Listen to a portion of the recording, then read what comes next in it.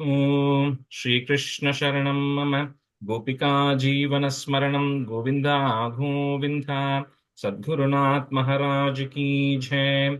शुक्लां भरधरं विष्णुं शशिवर्णं चतुर्भुजं प्रसन्नवदनं ध्यायेत् सर्वविघ्नोपशान्तये। नमो नमः सद्गुरुभ्यः सद्गुरुभ्यो नमो नमः।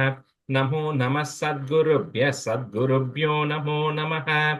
सच्चिदानन्दरूपाय विश्वोत्पत्त्यादिहेतवे तापत्रय विनाशाय श्रीकृष्णाय वयं नुमः। यं प्रव्रजन्तमनुपेतमपेतकृत्यं द्वैपायनो विरह कातर आजुहाव पुत्रेति तन्मयतया तरवोऽभिनेदुः तं सर्वभूतहृदयं मुनिमानतोऽस्मि। यस्वानुभावमखिल श्रुतिसारमेकम् अध्यात्मदीपम् अतितितीर्षतां तमोन्धं संसारिणां करुणयाः पुराणगुह्यं तं व्याससूनुमुपयामि गुरुं मुनीनां। योगीन्द्राय नमस्तस्मै शुकाय ब्रह्मरूपिणे संसारसर्पदष्टं यो विष्णुरातममुमुचत् कालव्यालमुखग्रास त्रासनिर्नाशहेतवे श्रीमद्भागवतं शास्त्रं कलौकीरेण भाषितम् एतस्मादपरं किञ्चित् मनःशुद्ध्येन विद्यते जन्मान्तरे भवेत् पुण्यं तदा भागवतं लभेत्। ज्ञानवैराग्यसम्पूर्णान् हरिभक्तिपरायणान् पूर्वाचार्यादहं वन्दे सम्प्रदायप्रवर्तकान्। भगवन्नाम साम्राज्य लक्ष्मी सर्वस्व विग्रहं श्रीमद्बोधेन्द्रयोगीन्द्र देशिकेन्द्रम् उपास्महे। कलिकालोचितं धर्मं नाम संकीर्तनात्मकं निर्णेतुमवतीर्णं तं प्रेमिकं सद्गुरुं भजे। हरे रामेति कृष्णेति नाम संकीर्तनं सदा लोकक्षेमाय कुर्वन्तं प्रेमिकं सद्गुरुं भजे। जन्माद्यस्य यतोऽन्वयात् इतरतश्चार्तेष्वभिज्ञस्वराट् तेने ब्रह्महृदाय आदिकवये मुह्यन्ति यत्सूरयः तेजो वारिमृदां यथा विनिमयो यत्र त्रिसर्गो मृषा धाम्ना स्वेन सदा निरस्तकुहकं सत्यं परं धीमहि। धर्मः प्रोज्झितकैतवोऽत्र परमो निर्मत्सराणां सतां वेद्यं वास्तवमत्र वस्तु शिवदं तापत्रयोन्मूलनम्। श्रीमद्भागवते महामुनिकृते किं वा परैरीश्वरः सद्यो हृद्यवरुध्यतेऽत्र कृतिभिः शुश्रूषिभिस्तत्क्षणात् निगमकल्पतरोर्गलितं फलं शुकमुखात् अमृतद्रवसंयुतं पिबत भागवतं रसमालयं मुहुरहो रसिका भुवि भावुकाः। नारायणं नमस्कृत्य नरं चैव नरोत्तमं देवीं सरस्वतीं व्यासं ततो जयमुदीरयेत्। श्रीमद्भागवताख्योऽयं प्रत्यक्षः कृष्ण एव हि स्वीकृतोऽसि मया नाथ मुक्त्यर्थं भवसागरे। मनोरथो मदीयोऽयं सफलः सर्वदा त्वया निर्विघ्नेनैव कर्तव्यो दासोऽहं तव केशव। श्रीहरये नमः श्रीहरये नमः श्रीहरये नमः। गोपिका जीवनस्मरणं गोविन्द गोविन्द सद्गुरुनाथ महाराज की जय। Good evening, everyone. Thanks for adjusting the timing. We moved the DM Parayanam to tomorrow because it was going to be heavy snow today evening, but then looks like there's absolutely no snow at all, right? Tomorrow. I'm still looking where is the snow. Huh? I'm Yeah. still looking where is the snow. Yeah, I know. It's like you just kept it today. Anyways, all right. So we'll do 3.4. I think we were reviewing from stanza 21, right? We Madhu Ningo half Panungo and then Vasu, you can do one half. Do you want me to start first, Madhu, or you want to go first? Whatever you want to do. I can. You can start. Go ahead. Okay. எது வரைக்கும் சொல்லணும்னு சொல்லுங்க. Start from 3.421 and then into a couple of stanzas into 5.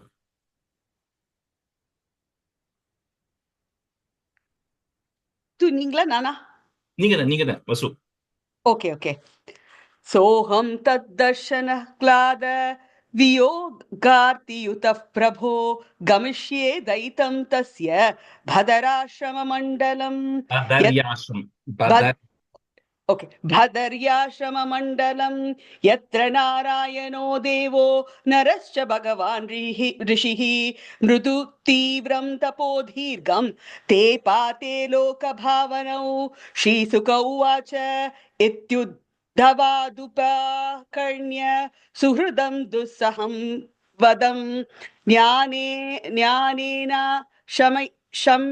शमयत् शत्ता शोकम् hello No, go ahead.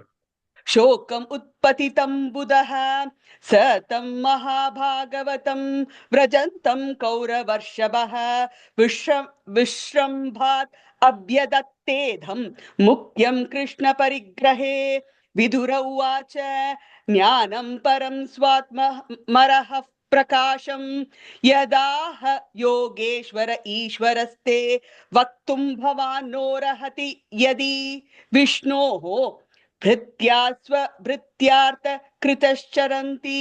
That's the second line before the comma. Yadhi, double the, okay. Yadhi Vishnoho. திருப்பி சொல்லுங்க sorry यद्धि यद्धि विष्णोः okay Uddhav उवाच ननु ते तत्त्वसम्राज्ञः ऋषिः कौशारवोऽन्ति मे साक्षात् भगवता दिष्टो मर्त्यलोकं जिहासता श्रीसुक उवाच इति सह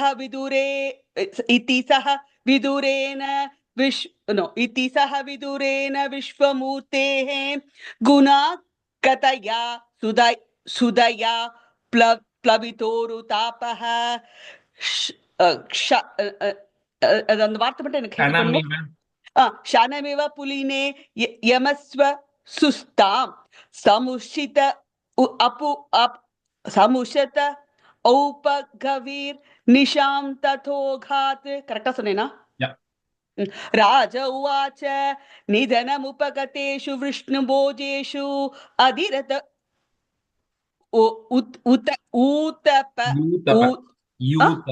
ओके अधिरथ यूतपेषु मुख्यः स तु कथम वशिष्ठ उद्धवो यत् हरिरपि तत्यज अकृतिं हरिरपि तत्यज अकृतिं त्रयदीशः.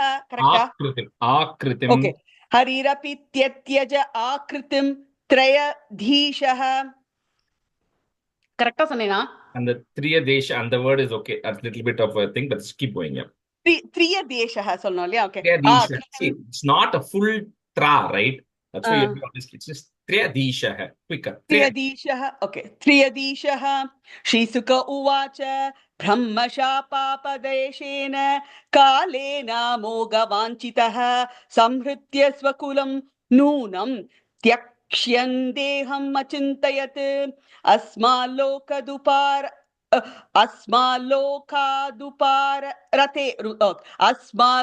अस्माल्लोकादुपरते मयि ज्ञानं मदाश्रयम् अर्हत्युद्धव एवाधा सम्प्रत्यात्म पताम्बरः नोदवोन्वपि मन्यूनो यदुग्नैर्नार्दितः प्रभुः अतो मध्वयूनं लोकं ग्राह्यन्निह तिष्ठत्. The first line after the comma, yad gunair. Okay, yad gunairnarditah prabhuः. एवं त्रिलोक गुरूणां संदिष्ट शब्दयोनिना भदराश्रम आसाद्य हरिमीजे समाधिना विदुरोऽप्युद्धवात् श्रुत्वा कृष्णस्य परमात्मनः क्रीडयोपातदेहस्य कर्माणि श्लाघितानि च देहन्यासं च तस्यैवं धीराणां धैर्यवर्धनम् अन्येषां दुष्करतरं पशूनां विक्लवात्मनाम् आत्मानं च कुरु श्रेष्ठ कृष्णेन मनसेक्षितं ध्यायन् गते भागवते रुरोध प्रेम विह्वलः कालिन्द्यः कथभिः सिद्ध अहो भरतर्षभः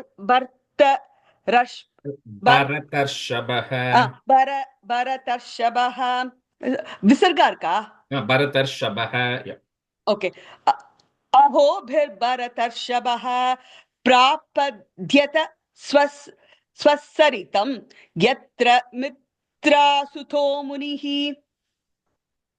इति श्रीमद्भागवते महापुराणे पारमहंस्यां संहितायां तृतीयस्कन्धे वितिरोधव संवादे चतुर्थोऽध्यायः. You can do couple stanzas in 5 and then transition. இது வரைக்கும் சொல்லணும் சொல்லுங்க. Stanza 2. Yeah, 2 stanzas. 2 stanzas. श्रीसुक उवाच द्वारिद्युनद्य ऋषभः कुरूणां मैत्रेयम् आसीनम् आगद बोधम् मैत्रेयम् आसीनम् अगाध बोधम् शक्तोपश्रुत्या च्युतभावशुद्धः पप्रच्छ शौशील्य गुणाभितृप्तः. विदुर उवाच शुकाय कर्माणि करोति लोको न तैः सुखं वान्यद् उपारमं वा विन्देत भूयस्तत एव दुःखं यदत्र युक्तं भगवान् वदेनः. And the first word வந்து sukaya. Okay, I heard a sha sound. It's sa. சுகாயன்னு சொல்லிட்டேன். ஆமாமா அதான் சொல்லிருப்பேன். சுகாய கர்மாணி கரோதி Lok. Okay Madhu mute it. Madhu.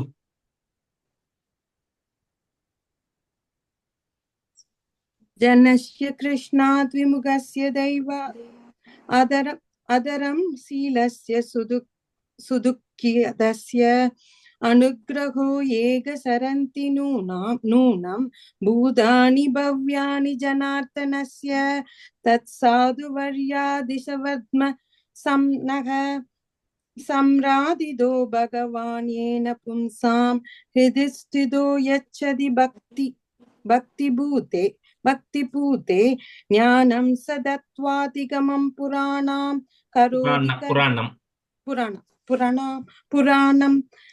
करोति कर्माणि कृतावदोरो यान्यात्मतन्द्रो भगवान् स्त्रियदीशः यदा स सज्जाग्र इदं निरीगः संस्थाप्य वृत्तिं जगतो विदत्ते यदा पुनः स्वेक इदं निवेश्य शेदे गुगायं स निवृत्तवृत्तिः योगेश्वराधीश्वर एदत् अनुप्रविष्टो भगुता यदासीत् क्रीडन् विदत्ते द्विजगोशुराणां क्षेमाय कर्माण्यवतारभेदैः मनो न धृत्यत्यभिशृण्वतां सुश्लोकमौलेश्वरितामृदानि यैस्तत्त्वभेदैरधिलोकनादो लोकान् अलोकान् सगलोकबालान् क्लिपत् यत्र हि सर्वसत्त्व निकाय भेदोदिधृतप्रदीतः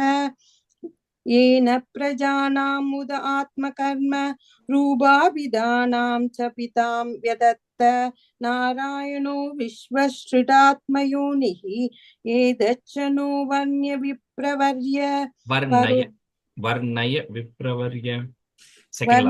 विप्रवर्य परोवरेशान् भगवन् व्रतानि श्रितानि मे व्यासमुगादभीक्ष्णम् अद्रुप्नुमशुल्ल शुकास्वगानां देशामृदे कृष्णकदामृदौकात्. Madhu, the first word paravaresham. Inga paro chunne. I just want to make sure okay, text is paravaresham. Okay, sollirpen. Paravaresham. Okay. कस्तृप्नुयाति तपदोभिधानात् सत्रेषु वसुरिभिर्यीड्यमानात् यत्कर्णनाडिं पुरुषस्य यादो भवप्रदां केगरदिं चिनत्ति मुनिर्विवक्षुर्भगवद्गुणानां सकापि देभार तमाग कृष्णः यस्मिन् नृणां ग्राम्य सुखानुवादैः मदिर्गृहीतानुहरे कदायां सा श्रद्धादानस्य विवर्धमाना विरक्तिमन्यत्र करोति पुंसः अरे पदानुस्मृतिनिर्वृतस्य समस्तु दुःख आद्ययम् आशु दद्दे तान् सोच्य सोच्यानवितोऽनुशोचे अरेव कदायां विमुगानकेन शिनोति देवानि मिषस्तु येषाम् आयुर्वृदावादकदि स्मृतीनां ततस्य कौशारव शर्म दादुः अरेव कदाम्येव कदा सुसारम् उद्धृत्य पुष्पेभ्य इवार्थ बन्धो शिवाय न कीर्तयदीत कीर्तेः स विश्वजन्मस्थिति संयमार्धे कृतावतार प्रगृहीत शक्तिः चकार कर्माणि यदि पुरुषाणि यानीश्वर कीर्त्यदानिमग्यम् कीर्तयदानिमग्यम् श्रीशुक उवाच स एव भगवान् पृष्ठः क्षत्रा कौशारवीर्मुनिः पुंसां निःश्रेयसातेन तमाग बहुमानयन् मैत्रेय उवाच साधु भृष्टं द्वया साधु लोकान् साध्वनुगृह्णत कीर्तिं विदन्वता लोके आत्मनो दोक्षज आत्मनः नैचचित्रं त्वयिक्षतः बादरायण वीर्यजे गृहीतो नन्यभावेन यद्वया हरिरीश्वरः माण्डव्यशापात् भगवान् प्रजा संयमनो यमः प्रादुः क्षेत्रे भुजिष्यायां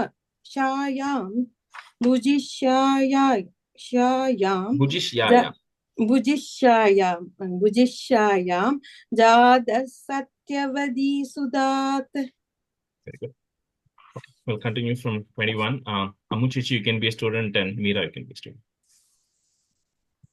Bhavan Bhagavato Nityam, Sammatas Sanugasya cha Yasya Jnanopadeshaya Madishat Bhagavan Prajan. Bhavan Bhagavato Nityam Sammatas Sanugasya cha Yasya Jnanopadeshaya Madishat Bhagavan Prajan. Bhavan Bhagavato Nityam Sammatas Sanugasya cha Yasya Jnanopadeshaya Madishat Bhagavan Prajan. Bhavan Bhagavato Nityam Sammatas Sanugasya cha Yasya Jnanopadeshaya Madishat Bhagavan Prajan. भवान् भगवतो नित्यं सम्मतः सानुगस्य च यस्य ज्ञानोपदेशाय मादिशद्भगवान् व्रजन्. भवान् भगवतो नित्यं सम्मतः सानुगस्य च यस्य ज्ञानोपदेशाय मादिशद्भगवान् व्रजन्. अथ ते भगवल् लीला योग मायोप बृंहिताः. Next word is a little bit of a hard word. I'll try to break it, but cannot break too much. Vishwa Sthit Yudbhavantartaha. First add a visarga there because we're going to pause, put a comma. So Vishwa Sthit Yudbhavantartaha, Varnayamyanu Purvashaha. You cannot break that word, unfortunately. Atathe Bhagaval Leela Yoga Mayopa Brahmhitaha Vishwasthit Yudbhavantartaha Varnayamyanu Purvashaha. Atate Bhagaval Leela Yogamayopa Brahmhitaha Vishwasthit Yudbhavantartaha Varnayamyanu Purvashaha. Atate Bhagaval Leela Yogamayopa Brahmhitaha Vishwasthit Yudbhavantartaha Varnayamyanu Purvashaha. अथ ते भगवल्लीला योगमायोपबृंहिताः विश्वस्तित्युद्भवान्तार्थाः वर्णयाम्यनुपूर्वशः अथ ते भगवल्लीला योगमायोपबृंहिताः विश्वस्तित्युद्भवान्तार्थाः वर्णयाम्यनुपूर्वशः. Rajesh, அங்க Ah. விசர்க்கம் இருக்கா? பவந்தார்த்தாஹ. We are adding it because we are putting a comma there, right? If you're saying that whole line continuously, then there is no visargam there. Okay, got it. Bhagavaneka asedam, you can break it that ma, im, comma, agra atmatmanam vibhuhu, atmechanu gatavatma, again one long word, atmechanu gatavatma, comma, nana matyupa lakshanaha. So like I was just telling before, maybe I don't know if you must have heard it, like even in Devi Matmyam, right? When you're learning it, sometimes you will learn it with putting a pause in the middle of a line, right? But once you are able to say this fluently in a saptaham, nobody breaks it in the middle of the line. Okay, everybody reads the whole sentence continuously. So, but for learning purposes, we are pausing in between. So wherever you're adding that visarga in between before the comma, where I'm telling you to add explicitly, that you don't have to say when you're saying the whole line continuously. Okay, that's only because you're pausing there. Some places visarga gets added. Bhagavaneka asedam agra atmatmanam vibhuhu atmechhanugatavaatma nanamatyupalakshanaha. भगवानेक आसेदम् अग्र आत्मात्मनां विभुः आत्मेच्छानुगतावात्मा नानामत्युपलक्षणः. भगवानेक आसेदम् अग्र आत्मात्मनां विभुः आत्मेच्छानुगतावात्मा नानामत्युपलक्षणः. भगवानेक आसेदम् अग्र आत्मात्मनां विभुः आत्मेच्छानुगतावात्मा नानामत्युपलक्षणः. भगवानेक आसेदम् अग्र आत्मात्मनां विभुः आत्मेच्छानुगतावात्मा नानामत्युपलक्षणः. Sava esha tada drashta, na pashyat drishyam ekarat mene santam ivatmanam. You can break it that ma. Mene santam ivatmanam, sukta shaktir asukta drik. You can break it that ra, it will be easier. Shaktir asukta drik. Sava esha tada drashta na pashyat drishyam ekarat mene santamivatmanam sukta shaktira sukta drik. सवा एष तदा द्रष्टा नापश्यदृश्यमेकराट् मेने सन्तमिवात्मानं सुप्तशक्तिरसुप्तदृक्. सवा एष तदा द्रष्टा नापश्यदृश्यमेकराट् मेने सन्तमिवात्मानं सुप्तशक्तिरसुप्तदृक्. स वा एष तदा द्रष्टा नापश्यदृश्यमेकराट् मेने सन्तमिवात्मानं सुप्तशक्तिरसुप्तदृक्. स वा एष तदा द्रष्टा नापश्यदृश्यमेकराट् मेने सन्तमिवात्मानं सुप्तशक्तिरसुप्तदृक्. So just this 4 stanzas, right? Just a quick meaning, because after that it gets into the specific details. So like as Maitreya is beginning to respond to Vidura for all the questions he has asked, he first starts with the background of who Vidura is, which we already saw last time. And then some of the initial things are exactly what Brahma had told to, Vishnu had told to Brahma as part of the Chatushloki Bhagavatam, right? Where he says that, that the Supreme Lord, he existed, Bhagavan Eka Asedam. He was the only one who was there. There was absurd when there was nothingness. There is nothing like nothingness because there's always something. So that Bhagavan was the only one who was there. And then because of him, all this creation continues to happen non-stop, right? And then the other thing he says in this is Drishyam Ekarat. He says that, see, there's a person who is the Supreme Lord, the Purusha who we are referring to, is only an observer, right? It is his energy who then takes different forms right? Like we saw even in Devi Mahatmyam, it comes, right? When this Brahma is doing his stuti as part of the Ratri Suktam, he says, you are the energy of the Lord, right? So like we spoke about that Yoga Maya who's there, the Mahamaya, she's coming in, she's the energy who comes and creates all these different things. It's not, you cannot quite separate it, but it's still a different entity to some extent, right? So that's what he's saying. You are just an observer, but that energy of Maya is coming in and that is creating this entire material world and all of that is happening, right? Because of that only, the Purusha is independent of everything that is existing and also inside of everything. The only way you can be independent is if you're not associated with it directly, right? So anyway, so that's what he kind of explains some of the basic things which came in the Chatushloki Bhagavatam also. And then he goes to explain the Mahatattva and all of that comes later. Okay. Sava 25, oh, no, right? Sava etasya sandrashtuhu, comma, shaktis sadasadatmika, sadasat if you want to break it, maya nama mahabhaga, yeyedam nirmame vibhuhu. So that energy, Mahamaya, is the energy of the Lord, which is actually coming in, creating all of these material worlds. And that is also the one which is creating an illusion that all of this exists and you're independent of the Lord. So that's why, in even Devi Mahatmyam also, the exact same thing comes. It says, you are the one who's actually coming in and creating this material world.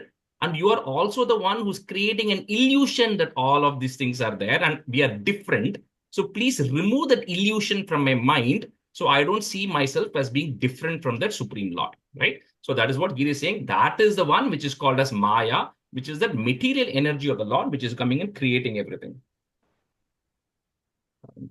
Sava etasya sandrashtuhu shaktis sadasadatmika maya nama mahabhaga yayedam nirmame vibhuhu.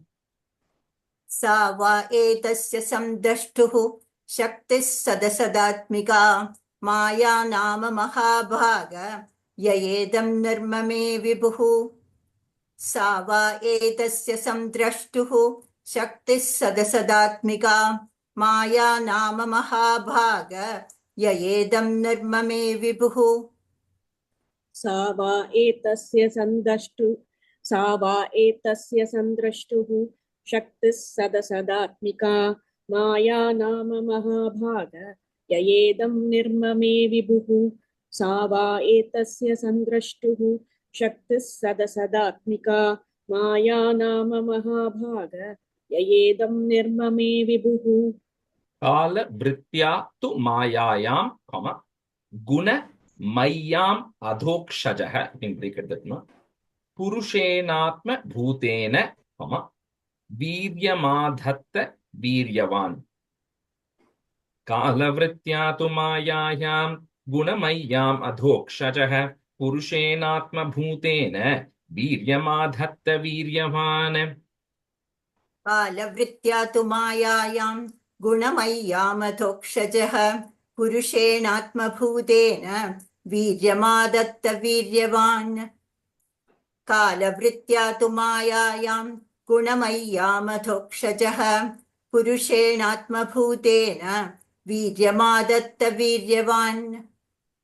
Kalavritya tu mayayam gunamayya adhokshajah purushenatma bhutena viryamadatta viryavan. Kalavritya tu mayayam gunamayyam adhokshajah purushenatma bhutena viryamadatta viryavan. Tato bhavan mahat tattvam, put a im at that mahat tattvam, comma. Next word will start with the a. Avyaktat kala choditat vijnanatmatma. So vijnanatma atma. So two words combined together. So vijnanatmatma dehastam, comma. Vishwam vyanjans tamonudaha. Tato bhavan mahattattvam avyaktat kala choditat vijnanatmatma dehastam vishwam vyanjam stamonudaha.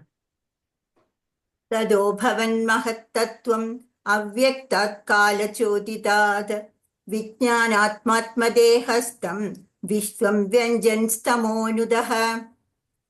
तदो भवन्महत्तत्त्वम् अव्यक्तात् कालचोदितात् विज्ञानात्मात्मदेहस्थं विश्वं व्यञ्जन्स्तमोऽनुदः ततो भवन्महत्तत्त्वम् अव्यक्तात् कालचोदितात् विज्ञानात्मात्मदेहस्थं विश्वं व्यञ्जन्स्तमोऽनुदः ततो भवन्महत्तत्त्वम् अव्यक्तात् कालचोदितात् विज्ञानात्मात्मदेहस्थं विश्वं व्यञ्जन्स्तमोऽनुदः So, Rajesh, yeah. Rajesh, a quick question on the last word.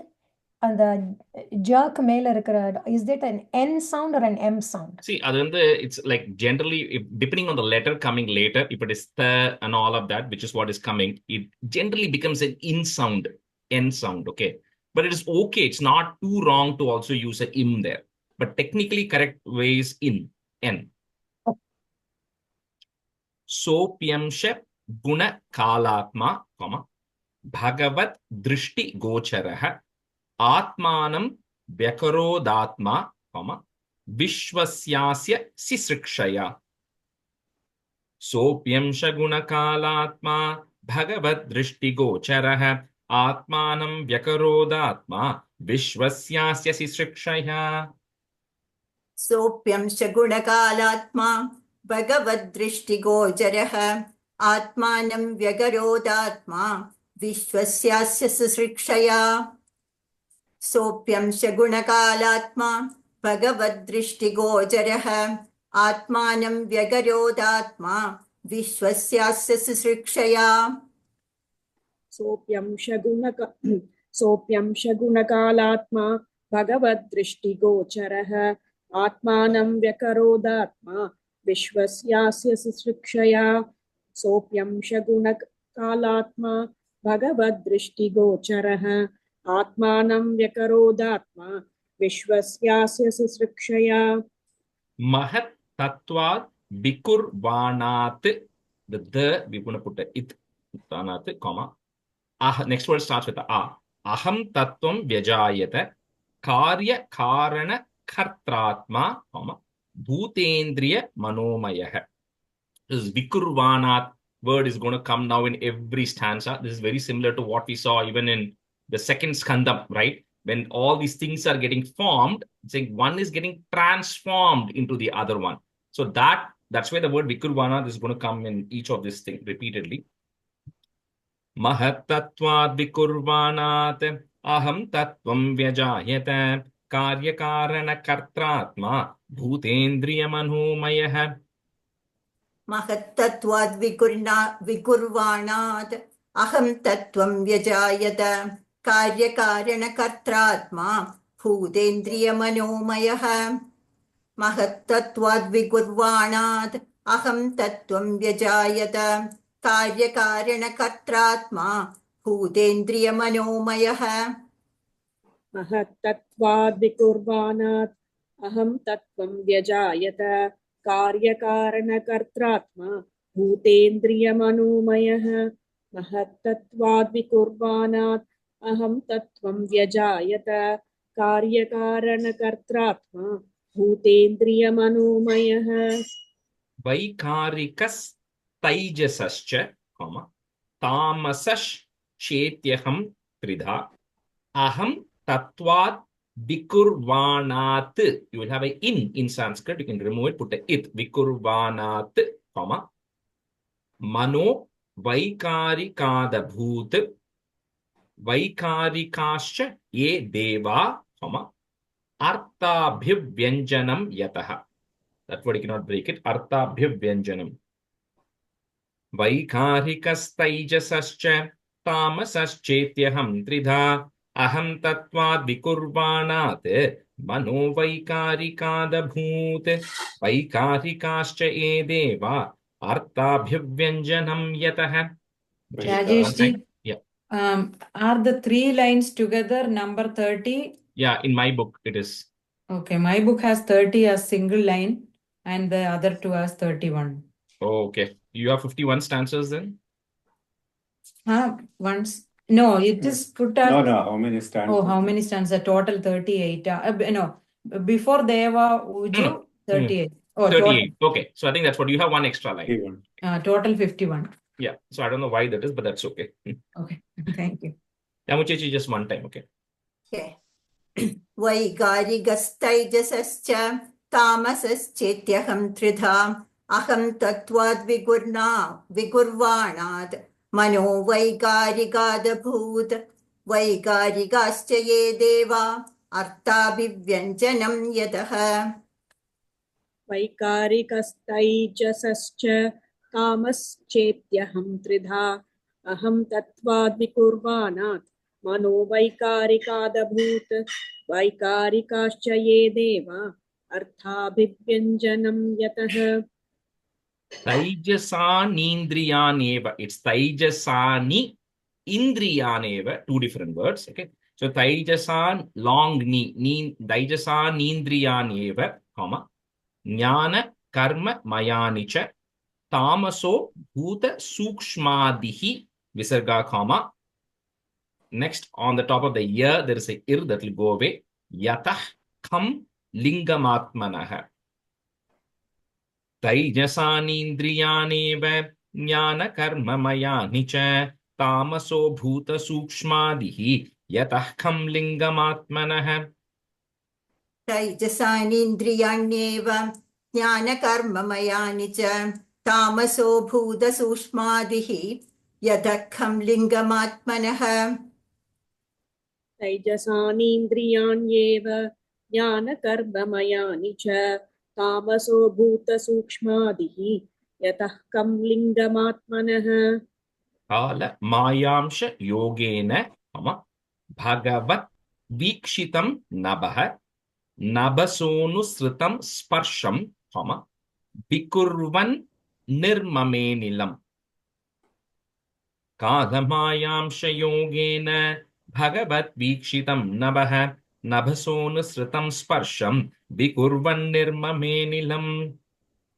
कालमायांशयोगेन भगवद्वीक्षितं नभः नभसोऽनुसृतं स्पर्शं विकुर्वन्नर्ममेनिलम् विकुर्वन्नर्ममेनिलम् कालमायांशयोगेन भगवद्वीक्षितं नभः नभसोऽनुसृतं स्पर्शं विकुर्वन्निर्ममेनिलम् Anilopi vikurvano, nabhasoru balanvitah sasarja rupa tanmatram, jyotir lokasya lochanam.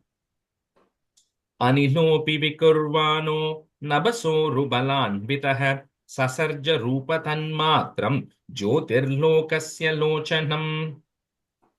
अनिलोऽपि विकुर्वाणो नभसोरुबलान्वितः ससर्जरूपतन्मात्रं ज्योतिर्लोकस्य लोचनम् अनिलोऽपि विकुर्वाणो नभसोरुबलान्वितः ससर्जरूपतन्मात्रं ज्योतिर्लोकस्य लोचनम् Anile nanvitam jyotihi visarga, comma.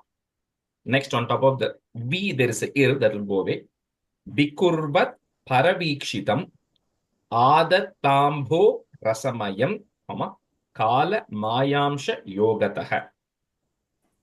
Anihenanvitam jyotihi vikurvat paravikshitam adatambho rasamayam kala mayamsha yogatah. अनिलेनान्वितं ज्योतिः विकुर्वत्परवीक्षितम् आदत्ताम्भोरसमयं कालमायांशयोगतः अनिलोनान्वितं ज्योतिः विकुर्वत्परवीक्षितम् आधताम्भोरसमयं कालमायांशयोगतः. On the second line, first word, it and ta. Adattambo. आधत्ताम्भोरसमयं कालमायांशयोगतः. Jyotishambhonu samsrishtam. So you cannot break it. It's Jyotishambho anu samsrishtam, srishtam, but then the S symbol is there. So Jyotishambhonu samsrishtam, vikurvat brahma vikshitam, mahim gandha gunam adhat, kala mayamsha yogatah. Jyotishambhonu samsrishtam vikurvat brahma vikshitam महीं गन्धगुणामाधात् कालमायांशयो गतः ज्योतिषाम्बोऽनुसंसृष्टं विकुर्वद्ब्रह्मवीक्षितं महिं गन्धगुणामाधात् कालमायांशयो गतः ज्योतिषाम्भोनुसंस्पृष्टं विकुर्वद्ब्रह्मवीक्षितं महीं गन्धानुमाधात् कालमायांशयो गतः Oh, Mira, the second line, something is Sorry. different. महीं गन्धगुणामाधात् Yeah. कालमायांशयो गतः. Okay. All right, we'll just switch the second group to see who I have. Kannan இருக்கேல இன்னைக்கு கண்ணன் இல்லையா இன்னைக்கு இல்ல கண்ணன் கொட முடியல அவர் ரொம்ப இருமுறார். Okay, no, Uma, you can be, and Srividya Sriram. Bhutanam nabha adinam, yadyat bhavyavaravam tesham paranu samsargad, yatha sankyam gunan viduhu. Bhutanam nabha adinam yadyat bhavyavaravam tesham paranu samsargad yata sankyam gunan viduhu. Shall I go first? Yeah. Yes. भूतानां नभ आदीनां यद्यद् भव्यावरावरं तेषां परानुसंसर्गाद् यथा संख्यं गुणान् विदुः भूतानां नभ आदीनां यद्यद् भव्यावरावरं तेषां परानुसंसर्गाद् यथा संख्यं गुणान् विदुः भूतानां नभ आदीनां यद्यद् भव्यावरावरं तेषां परानुसंसर्गात् यथा संख्यं गुणान् विदुः भूतानां नभ आदीनां यद्यद् भव्यावरावरं तेषां परानुसंसर्गात् यथा संख्यं गुणान् विदुः एते देवाः कला विष्णोः काल मायांश लिंगिनः नानात्वात् स्वक्रियानीशाः प्रोचुः प्राञ्जलयो विभुम् एते देवाः कला विष्णोः कालमायांश लिंगिनः नानात्वात् स्वक्रियानीशाः प्रोचुः प्राञ्जलयो विभुम् एते देवाः कला विष्णोः कालमायांशलिङ्गिनः नानात्वात् स्वक्रियानीशाः प्रोचुः प्राञ्जलयो विभुम् एते देवाः कला विष्णोः कालमायांशलिङ्गिनः नानात्वात् स्वक्रियानीशाः प्रोचुः प्राञ्जलयो विभुम् एते देवाः कला विष्णोः कालमायांशलिङ्गिनः नानात्वात् स्वक्रियानीशाः प्रोचुः प्राञ्जलयो विभुम् एते देवाः कला विष्णोः कालमायांशलिङ्गिनः नानात्वात् स्वक्रियानीशाः प्रोचुः प्राञ्जलयो विभुम्. I'll just take 2 minutes here. I don't want to go through the entire explanation, but on the Rajesh, before you go, the last line prochu or prochuk? Prochuf, because the visarga is there, right? F. Yeah. Oh, okay. Okay. So, like the audio, right? I think some of it came in the second skandam. The lot of that about this Brahma coming from the other Vishnu is going to come a little later. But I think the main thing which he's covering in this, Maitreya is covering in this, is from the formation of the Mahat Tattva to formation of all the ingredients which are required for creating the Andam, right? Hiranyandam. That until that point is covered up to here. So before we go to the Deva, Uchuhu, I want to give a little bit more context, right? So don't worry if you're not able to follow it too much. It's okay. I think the essence, I'll give you one parallel example I'll try to give to simplify it. But the net, what they're trying to convey with this is nothing happens on its own, right? There's always some energy which is actually feeding and creating and causing all these things to happen. And that energy is in Mahavishnu who's doing it. Without him, I'm not using it as a gender him, but without Mahavishnu, nothing is going to happen. That is the essence of what he's trying to convey, right, in this, right? Because later on, when you come to Dashama Skandam and somebody will ask, how can Krishna stand with entire Govardhana mountain in his pinky finger for 7 days with one leg? And that means because he's creating this entire world. So lifting Govardhana mountain is not a big deal, right? So that's why you have to understand how this entire thing came about, right? That's why it's important, and not directly jump into Krishna, right? Now, I'll try to give another example, since a lot of you said you're not able to get it, right? Since Satya asked it, and I know Satya cooks well. I know a lot of you cook well, but I know Satya cooks well. I've tasted at cooking. So let's say Satya decides to start a catering company, right? Now, Satya is the caterer. She's not going to cook, right? She's only going to give instructions, right? So she's the mastermind here. So she's the Purusha who's just driving everything, but she doesn't do any work actually, okay? Now, she has a lot of things in her warehouse because she takes multiple catering orders. Everything is in its raw forms. She's got the rice, she's got the flour. None of that makes any meaning on it. So nobody's going to eat flour, right? Nobody's going to eat plain uncooked rice. She has all these ingredients with her, which are in their raw form in a bag. Think of that as the material nature Prakriti, which has not taken any shape or any form yet. She now comes up with a blueprint of what she wants to do because she's getting multiple catering orders. Think of each of those catering orders as a universe which she has to then supply to. Okay. Now, each of that is coming and giving her instructions. I need this kind of a menu, right? That menu is completely different from some other menu because every universe is different. Our universe has the 14 worlds. Some other universe may have something totally different. So she has to respond to all of these things. So she has a playbook, which is one constant recipe book she has, which is that supreme consciousness. Everything comes out of that recipe book, right? There's nothing she knows which is not in the recipe book. Everything she knows is in the recipe book, right? Now, she has to respond to each of them uniquely, right? So as you kind of start thinking through how she approaches this problem, right? And then she has to have all the ingredients. Now, she has to have all the tools, right? She has to have tools for each of these catering orders because they want you to come and cook in their premises. So she needs to have the stove, she needs to have oil, she needs to have all of this fire, she needs to have water, she needs to have utensils. She has all of those ingredients, right? Which are all the Panchabhutas and everything that are required, right? And then she doesn't go. The catering person doesn't go, right? She sends a deputy to each of these things. So that is, you can think of it as the Garbhodakashayi Vishnu who's actually going in and then executing against the blueprint for that particular catering order with all the tools provided by that person, with the recipe book also provided by that person, right? And all the ingredients also provided by the person, and only with the instructions of the caterer in this case. You think of this simple example and think of how this process works, then you go back and listen to the audio, right? You'll see the same flow happening because that is what it is at the end of the day. There is one person who's masterminding the whole process and providing all of these things. So now where we have stopped here is those ingredients and everything that is there, they are all sitting, right? But they need to have, now the second thing that is going to happen here is there is no Indra, there is no Agni or no ruler at this point. However, each of the role, like in the case of the catering order, there's a person who's going to cook, let's say, rice. There's a person who knows to cook dal. There's a person who's going to serve the food. Each of them has a role to play. The roles are defined, right? Who plays that role is different every single time.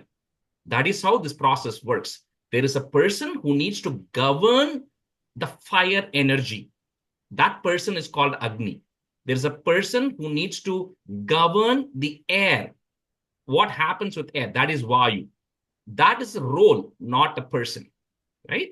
Now, in a particular Brahmandam, for a particular the Manu who is there is a person who's assigned to do that job.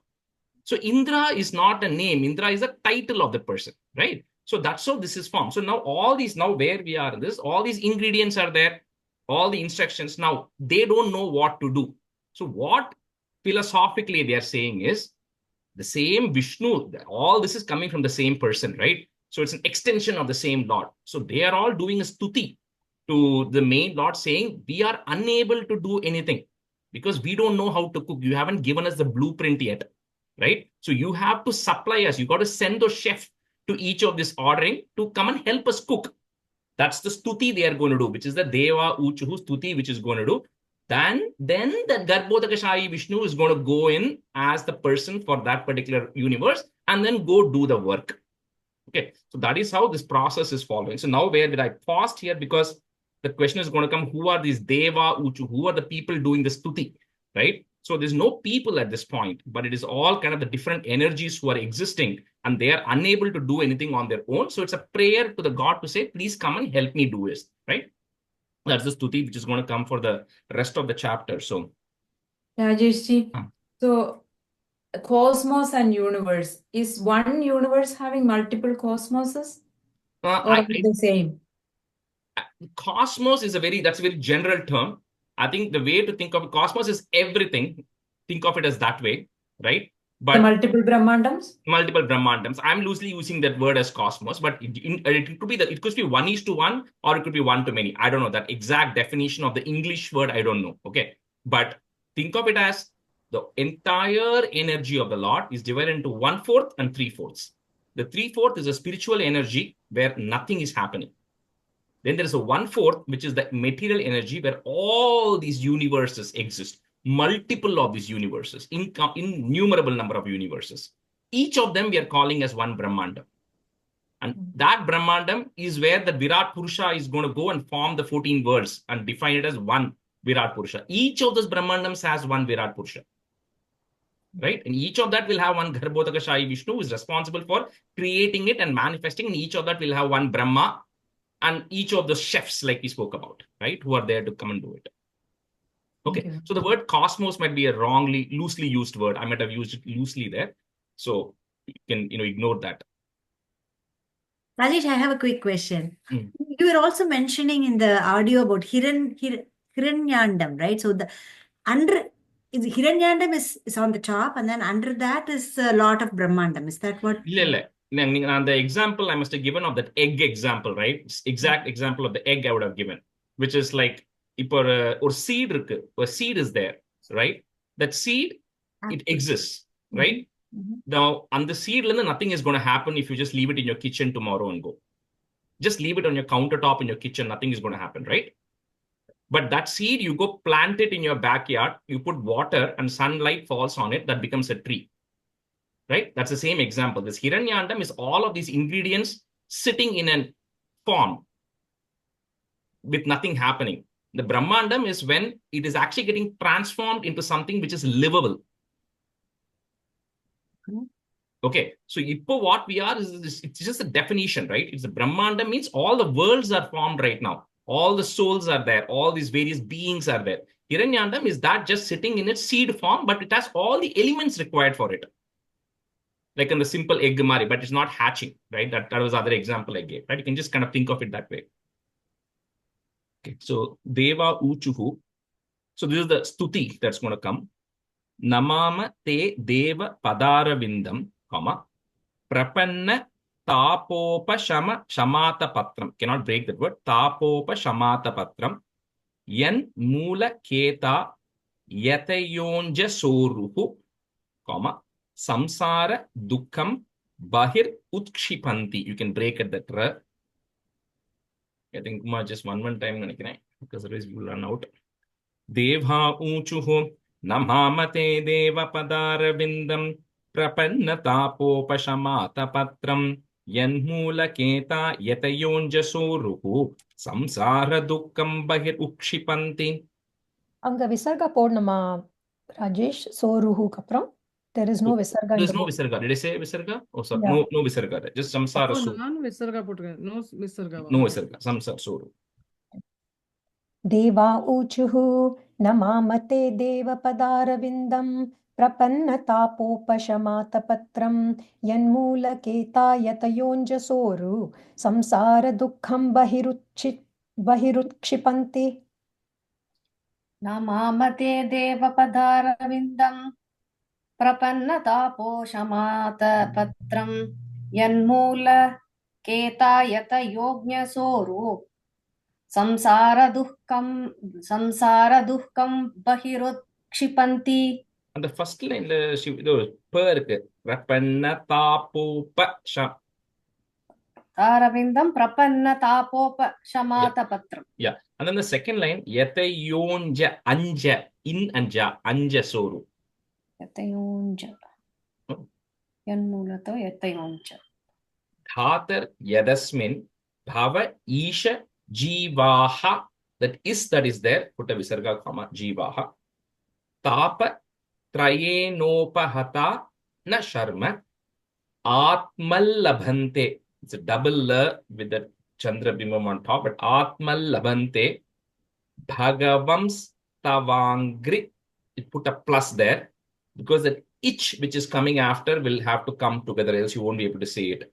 Bhagavams tavangri chayam sa vidyamata ashrayema. So the second line is continuous. Dhatar yadasmin bhava isha jivaha papatrayenopahata na sharma atmallabhante bhagavam stavan grichayam sa vidyamata ashrayema. Rajesh, Atma.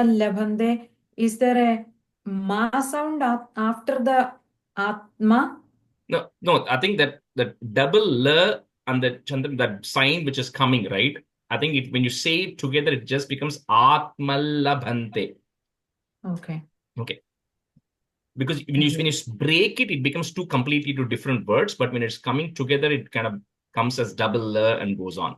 So my book has Atmallabhante. that Atmam labhande. So I should remove that. Yeah, because that l is coming later, right? That way it becomes a double l there. Atmallabhante. When you're saying it continuous. Rajesh, ஒரு quick question. என் பேப்பர்ல வந்து ஆத்மன் லபந்தேன்னு கொடுத்திருக்கு. Yeah. அதான் சொல்றேன். In, but then you also have that the Chandrabimba, whatever that sign is there, right, on top, right? So it becomes a ill because that la is coming later. So when you say it separately, it is Atman and Labhante. But when you say it together, it becomes Atmal Labhante. நம்ம எப்படி சொல்லணும்? சேர்ந்து சொல்லணுமா? சேர்ந்து Atmal Labhante. Okay, perfect. Oh, நீதான். धातर्यदस्मिन् भव ईश जीवाः तापत्रयेणोपहता न शर्म आत्मल्लभन्ते भगवंस्तवाङ्घ्रिच्छायां सविद्यामत आश्रयेम.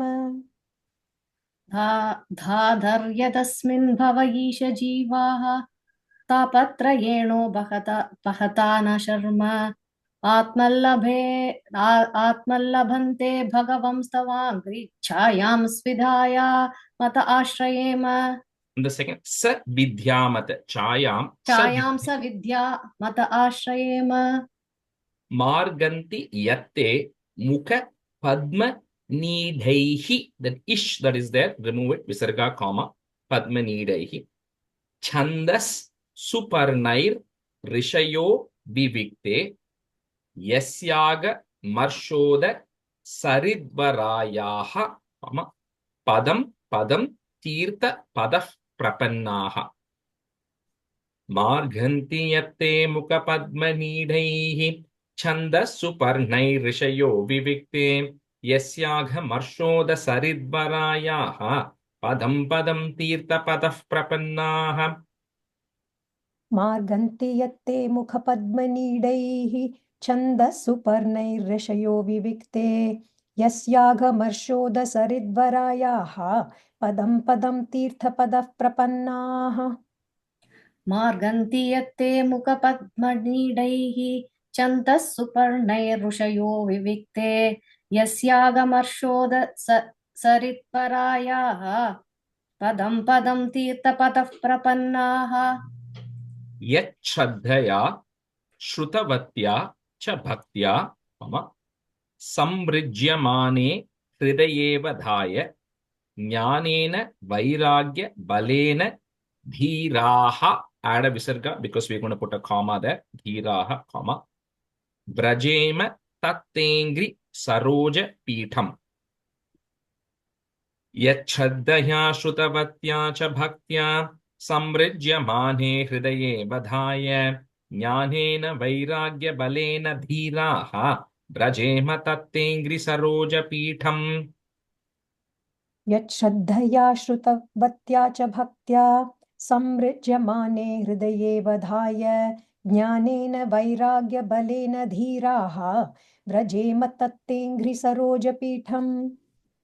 यच्छ्रद्धया श्रुतवत्या च भक्त्या संमृज्यमाने हृदये वधाय ज्ञानेन वैराग्यबलेन धीराः व्रजेम तत्तेऽङ्घ्रिसरोजपीठम्. सरोजपीठम् विश्वस्य जन्म स्थिति संयमार्थे कृतावतारस्य पदाम्बुजं ते व्रजेम सर्वे शरणं यदीश स्मृतं प्रयच्छत्यभयं one word प्रयच्छत्यभयं स्वपुंसाम् विश्वस्य जन्मस्थिति संयमार्थे कृतावतारस्य पदाम्बुजं ते व्रजेम सर्वे शरणं यदीश स्मृतं प्रयच्छत्यभयं स्वपुंसाम् विश्वस्य जन्मस्थितिसंयमार्थे कृतावतारस्य पदाम्बुजं ते व्रजेम सर्वे शरणं यदीश स्मृतं प्रयच्छत्यभयं स्वपुंसाम् विश्वस्य जन्मस्थिति संयमार्थे कृतावतारस्य पदाम्बुजं ते व्रजेम सर्वे शरणं यदीश स्मृतं प्रयच्छत्यभयं स्वपुंसाम् शिविते நீங்க அந்த कृतावतारास्य you said कृतावतारस्य कृतावतारस्य पदाम्बुजं ते यत्सानुबन्धे सति one word देह गेहे ममाहम् इत्यूढ दुराग्रहाणां पुंसां सुदूरं वसतोऽपि पुर्यां भजेम तत्ते भगवन् पदाब्जम् यत्सानुबन्धे सति देह गेहे ममाहमित्यूढ दुराग्रहाणां पुंसां सुदूरं वसतोऽपि पुर्यां भजेम तत्ते भगवन् पदाब्जम् यत्सानुबन्धे सति देहगेहे ममाहमित्यूढदुराग्रहाणां पुंसां सुदूरं वसतोऽपि पुर्यां भजेम तत्ते भगवन् पदाब्जम् यत्सानुबन्धे सति देहगेहे ममाहमित्यूढ दुराग्रहाणां पुंसां सदूरं वसुतेऽपि पुर्यां भजेम दत्ते भगवन् पदाब्जम् And the second and first part सुदूरं वसतोऽपि पुर्यां सुदूरं वसतोऽपि पुर्यां तान् वै ह्यसत् vritti so that but I'm going to break it into 3 parts there ह्यसत् vrittibhir akshibhirye okay easy to say it if you want to say it continuously you can also so ह्यसत् vrittibhir akshibhirye पराहृतांतर मनसः परेश अतोन पश्यन्त्युरुगाय नूनं एते पदन्यास विलास लक्ष्म्याः तान् वैह्यसत् वृत्तिभिरक्षिभिर्ये पराहृतांतर मनसः परेश अतोन पश्यन्त्युरुगाय नूनं एते पदन्यास विलास लक्ष्म्याः. So, Rajan, the first line, the hyasad, the va dhava, the seriya podala. ஆமா அது வந்து see it's a dha but it's actually it's a when you it's a vrittibhir but on the அடியில வந்தா sometimes it's written as a dha. Okay. But it's a right word there is if you break because we are saying hyasad we are saying it that way it becomes hyasad vrittibhir. Okay. So va sound varno, yeah. Br sound, yeah. Okay. तान् वैह्यसद्वृत्तिभिरक्षिभिर्ये पराहृतान्तर मनसः परेश अथो न पश्यन्त्युरुगाय नूनं ये ते पदन्यास विलास लक्ष्म्याः. तान् वैह्यसद्वृत्तिभिरक्षिभिर्ये पराहृतान्तर मनसः परेश अथो न पश्यन्त्युरुगाय नूनं यते पदन्यास विलास लक्ष्म्याः. येते पदन्यास येते ओके. पानेन ते देव कथा सुधायाः प्रवृद्ध भक्त्या विशदाशयाये वैराग्य सारं प्रतिलभ्य बोधं यथाञ्जसान्वीयुर् one word yata anjasa anviyu multiple words there so yatanjasanviyur akuntha dishnyam you can break that पानेन ते देव कथा सुधायाः प्रवृद्ध भक्त्या विशदाशयाये वैराग्यसारं प्रतिलभ्य बोधं यताञ्जसान्वीयुरकुण्ठदिष्ण्यम् पानेन ते देवकथासुधायाः प्रवृद्धभक्त्या विशदाशया ये वैराग्यसारं प्रतिलभ्य बोधं यथाञ्जसान्वीयुरकुण्ठधिष्ण्यम् पानेन ते देवकथासुधायाः प्रवृत्तभक्त्या विशुधाशया ये विशदय विशदाशया ये वैराग्यसारं प्रतिलभ्य बोधं यथाञ्जसान्वीयुरकुण्ठतिष्ण्यम् Dishniyam yet तिष्ण्यम् yeah and the just after the comma say that portion again. यथाज्ञसान्वीयुरकुण्ठतिष्ण्यम् And the yetha and the in and the nya is there, right?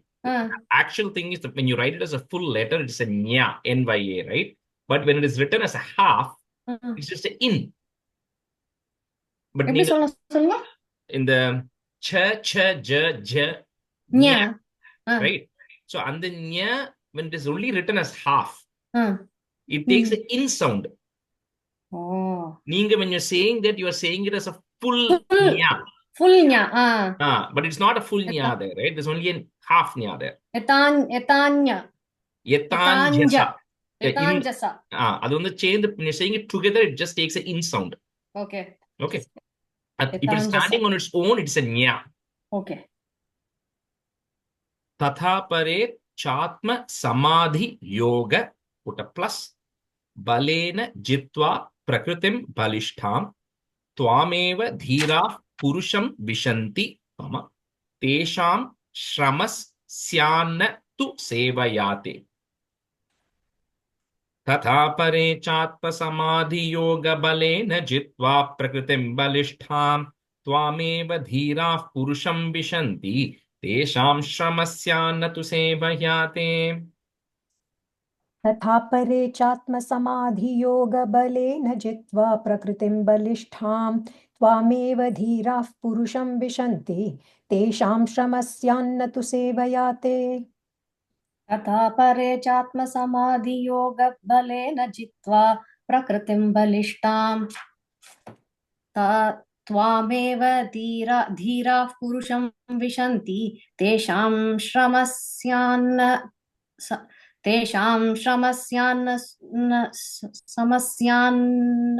तु सेवयाते. Correct. And the syan and tu, you just separate those words. Don't try to say it together. Keep them separate, then you'll be able to say it. तेषां श्रमस्यान्न तु सेवयाते. Correct. That's it. Yeah. Okay. We'll just switch. Okay. Now, Sindhuji, you can be a student, and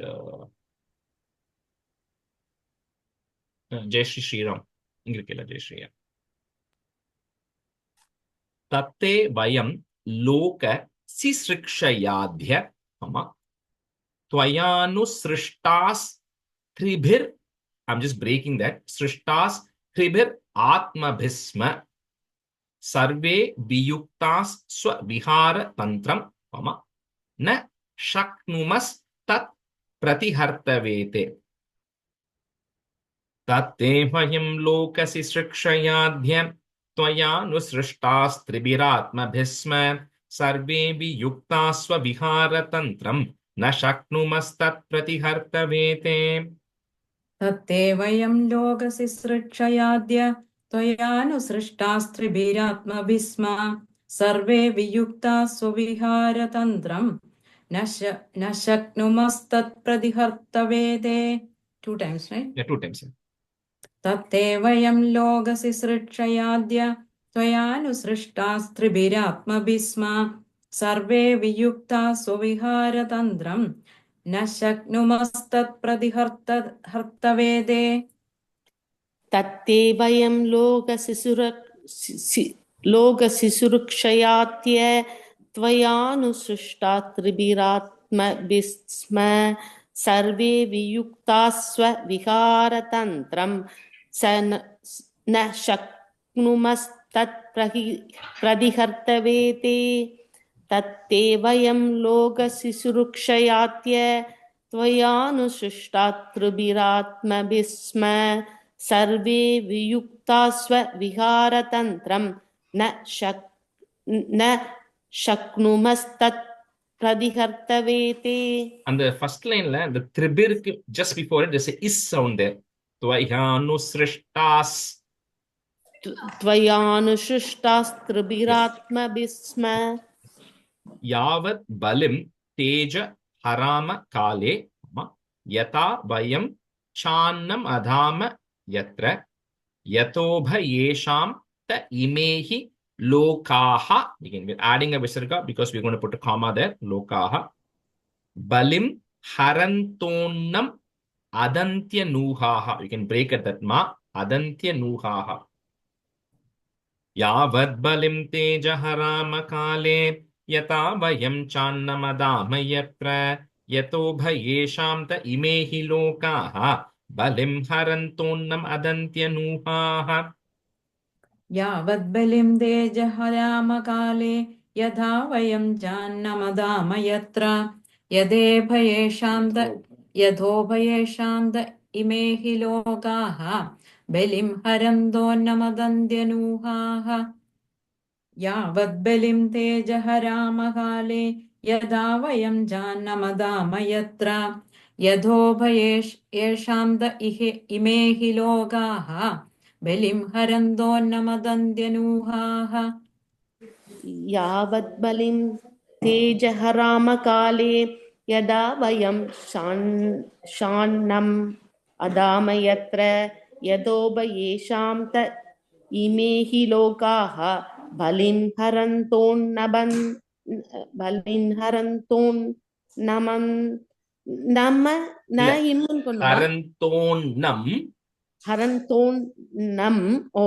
Adantya nuhaha.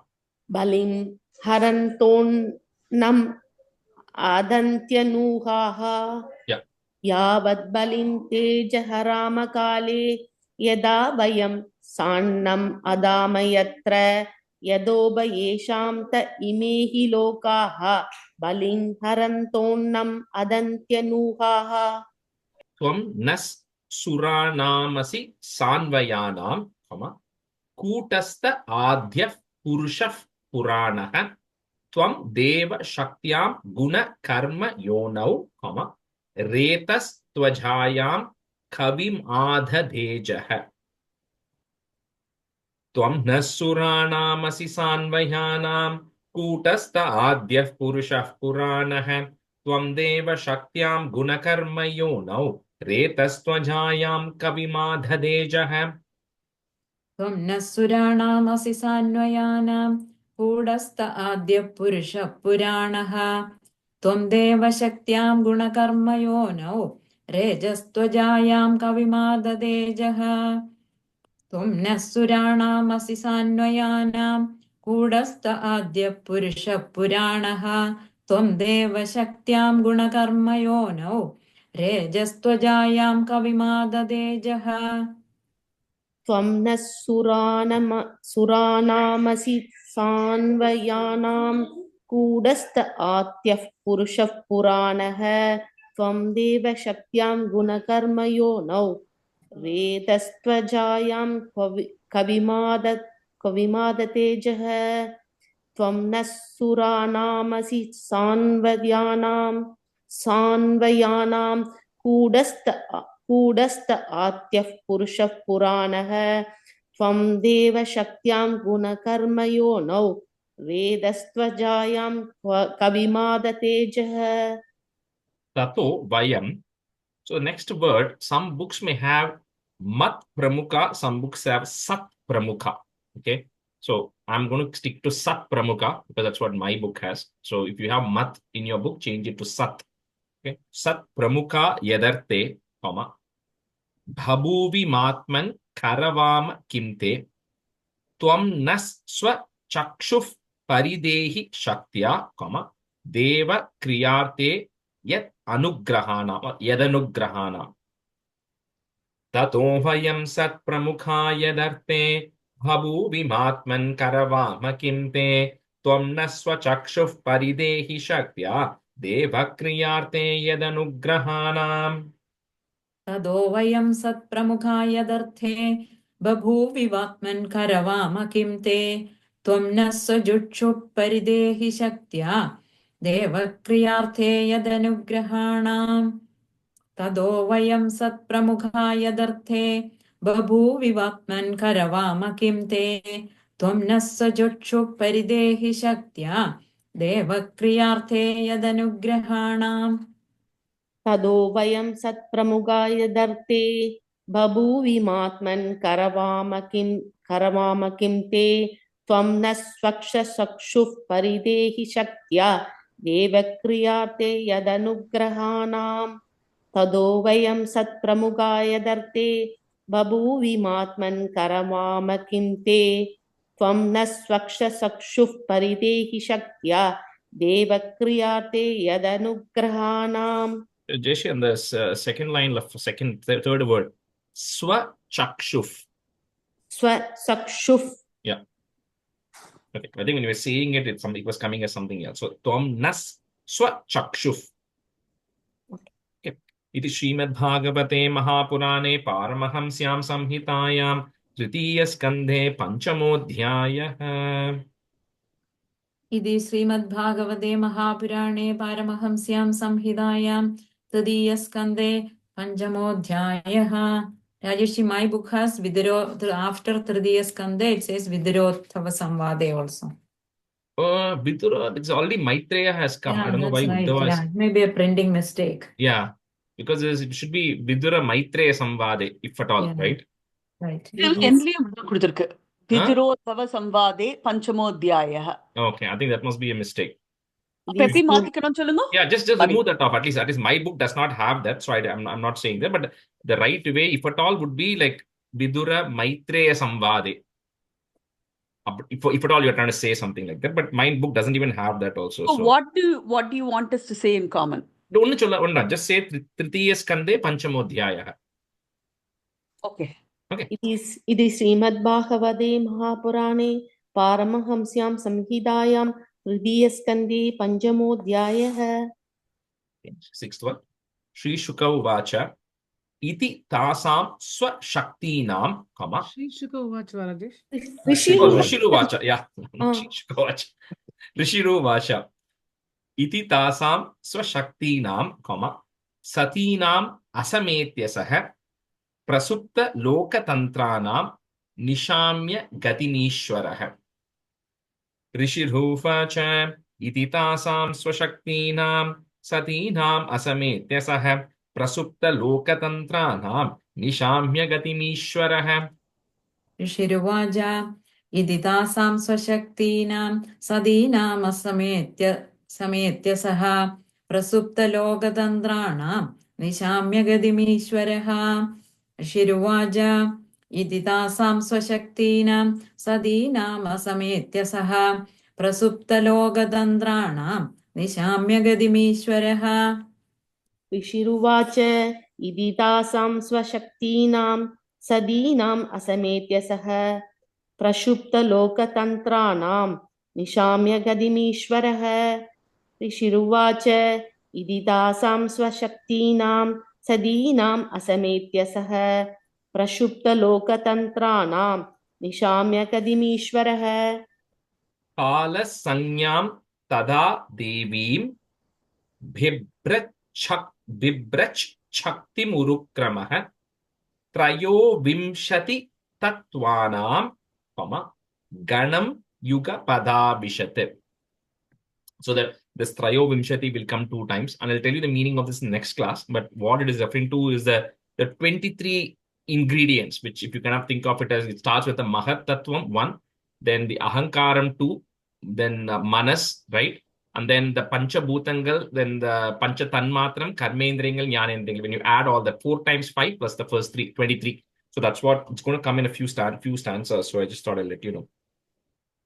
Kalasanyam tada devim bhibrat shakti murukramah trayo vimshati tattvanam ganam yugapada vishate.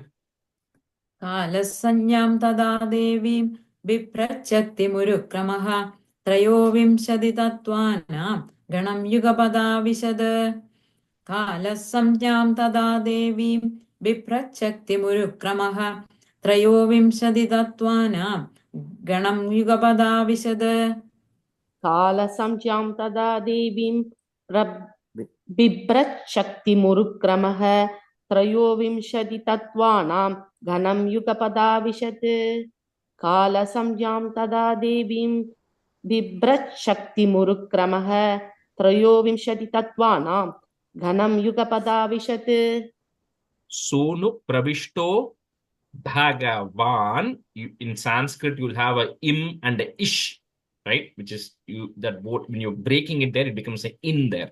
So Bhagavan, comma, Cheshta Rupena Tam Ganam, Bhinnam Samyoja Yamasa, comma, Suptam Karma Prabodhayan. Sonu pravishto Bhagavan Cheshta Rupena Tam Ganam Bhinnam Samyojayamasa Suptam Karma Prabodhayan. सोऽनुप्रविष्टो भगवान् चेष्टारूपेण तं गणं भिन्नं संयोजयामास सुप्तं कर्म प्रबोधयन् सोऽनुप्रविष्टो भगवान् चेष्टारूपेण तं गणं भिन्नं संयोजयामास सुप्तं कर्म प्रबोधयन् सोऽनुप्रविष्टो भगवान् चेष्टारूपेण तं गणं भिन्नं संयोजयामास सुप्तं कर्म प्रबोधयन् सोऽनुप्रविष्टो भगवान् चेष्टारूपेण तं गणं भिन्नं संयोजयामास सुप्तं कर्म प्रबोधयन्. The second line after the comma, the sa, suptam. Suptama, shuptam. Yeah, verum S mattum. I think I'm hearing an SH from you. Just Oh, S, yeah. suptam. Suptam. Yeah. Prabuddha, double the, karma daivena, comma, trayo vimshatiko ganaha, prerito janayat swabihi, visarga, comma. On top of the ma, you'll have a ir that goes away. Matrabhir adi purusham. Prabuddha karma daivena trayo vimshatiko ganaha prerito janayat swabihi matrabhir adi purusham. Do just one time. प्रबुद्धकर्मा दैवेन त्रयोविंशतिको गणः प्रेरितो जनयस्वाभिः मात्राभिरधिपूरुषम् प्रबुद्धकर्मा दैवेन त्रयोविंशतिको गणः प्रेरितो जनयत् स्वाभिः मात्राभिरधिपूरुषम् Parena vishata swasmin, matraya vishwasrig ganaha chukshobhanyonyam, one word, chukshobhanyonyam asadhya, yasmil, again the same thing, there'll have a il and then the Chandrabimba, that symbol is coming there. So it's just a double il, la sound comes there. Yasmil lokash characharaha. Parhena vishata swasmin matraya vishwasrig ganaha chukshobhanyonyam asadhya yasmil lokash characharaha. परेण विशदा स्वस्मिन् मात्रया विश्वसृगणः चुक्षोभान्योन्यमासाद्य यस्मिल्लोकाश्चराचराः परेण विशदा स्वस्मिन् मात्रया विश्वसृगणः चुक्षोपान्योन्यम् आसाद्य यस्मिल्लोकाश्चराचराः Hiranmayas sa purushaha sahasra parivatsaran andakosha uvasapsu, sarva sattvopa brimhitaha. Hiranmayas sa purushaha sahasra parivatsaran andakosha uvasapsu sarva sattvopa brimhitaha.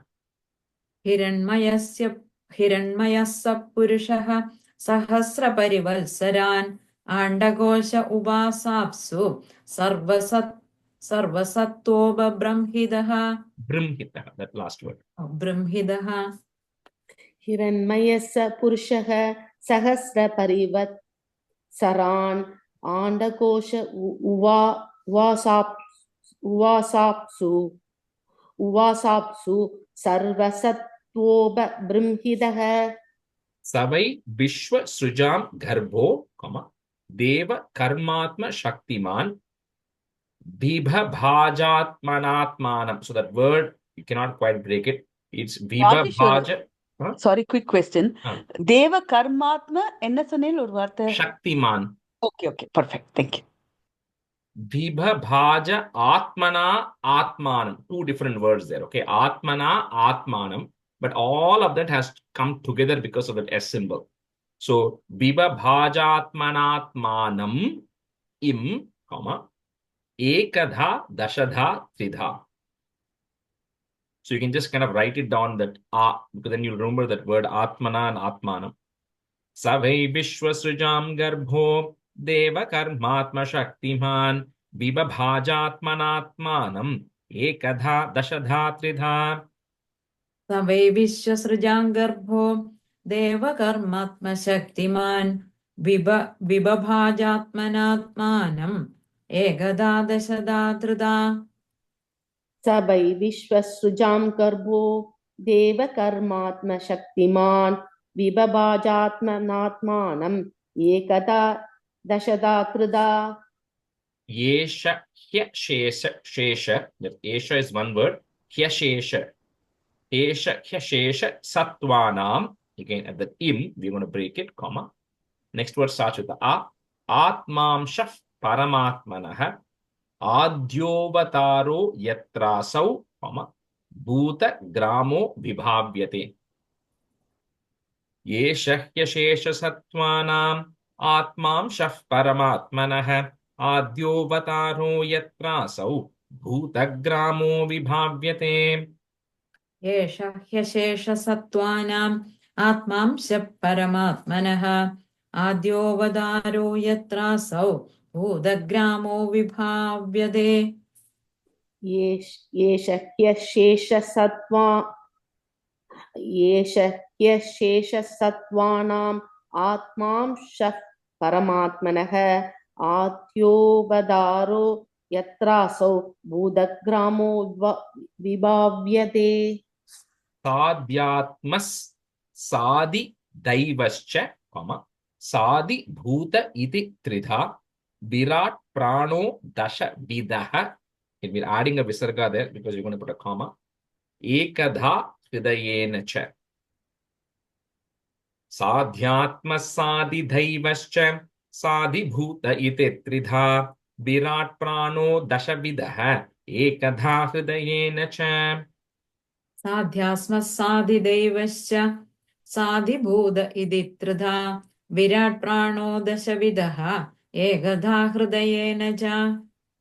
Satyatma Sadi Daivascha Sadi Bhuta iti Tridha Virat Prano Dashavidaha Ekadha Hridayena cha. Do one more and stop, right? Smaran Vishwa Srujamisho, Vignapitam Adhokshajaha. Again, you can break it that ma. Virajam Atapat Swena, Teja Saisham Vivrittaye. Smaran Vishwasrijamisho Vignapitam Adhokshajaha Virajam Atapat Swena Teja Saisham Vivrittaye. Rajishri, one quick question. Here, Rishi Rivaja, who is the Rishi? Is it Maitreya. Maitreya. Smaran Vishwasrijamisho Vignapidamadhokshajaha Virajamadapat Swena Tejasaisham Vivrittaye. Smaran Vishwasrijamisho Vignabidam Adhokshajaha Virajam Adapat Swena Tejasaisham Vivrittaye. Okay, we'll stop here today. Om Shri Hare Namaha, Shri Hare Namaha, Shri Hare Namaha. Gopika Jeevana Smaranam Govinda Govinda. Sadgurunath Maharaj Ki Jai. Kahena vacha manasendriyer va buddhyatmana va prakrite swabhavat karomi yatyat sakalam parasmai narayanaayeti samarpayami. Thank you. Thank you, everyone. Thank you, See Rajesh. most of you Thank you, tomorrow. Rajesh. Yeah. Rajesh. Thank you. Bye. Bye.